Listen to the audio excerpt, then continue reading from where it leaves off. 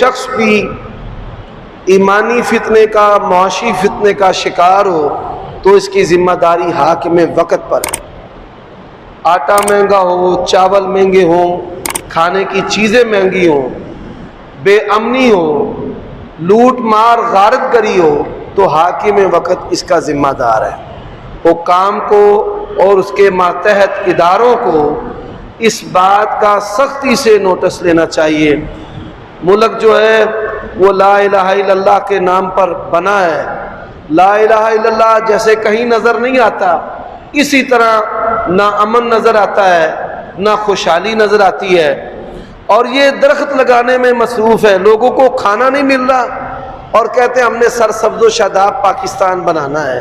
بھائی سرسبز و شاداب اگر پاکستان بنانا ہے تو تاجروں کو سازگار ماحول دیں، مزدوروں کو مزدوری کے مواقع دیں، اس سے سرسبز و شاداب پاکستان بنے گا۔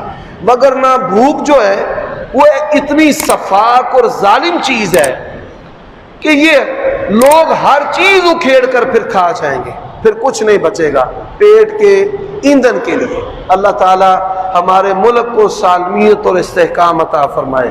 مسلمان ملکوں اور شہروں اور بستیوں محلوں کی اللہ تعالی حفاظت فرما۔ اے اللہ جتنے بیمار ہیں تمام بیماروں کو شفاء کاملہ عاجلہ عطا فرما۔ جتنے مقروض ہیں ان کو قرض اتارنے کی توفیق عطا فرما۔ پروردگار جن کے پاس اولاد نہیں ہے اللہ ان کو اولاد کی نعمت عطا فرما، تنگ دستوں کو کشادہ دست بنا۔ اے اللہ نوجوانوں کو بہتر معیشت عطا فرما۔ پاک دامنی کے لیے جو تیرے بندے اور بندیاں نکاح کرنا چاہتے ہیں ان کی مدد فرما۔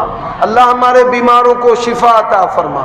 ہمارے بزرگوں پر اپنا فضل و کرم اور اپنی رحمت فرما۔ اللہ تو نے بزرگوں کے ساتھ برکت رکھی ہے، اس برکت کو آباد رکھ اور اس میں اضافہ فرما۔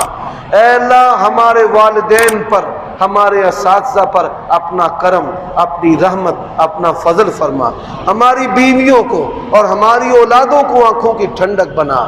اللہ حرمین کی حرمت کو، شان کو، رونق کو آباد فرما، دوبالا فرما۔ اے اللہ کورونا کی آفت میں جو مسلمان انسان گرفتار ہیں نجات عطا فرما۔ جتنے بھی بیمار ہیں سب کو شفا عطا فرما۔ سبحان ربک رب العزت عما یصفون وسلام علی المرسلین۔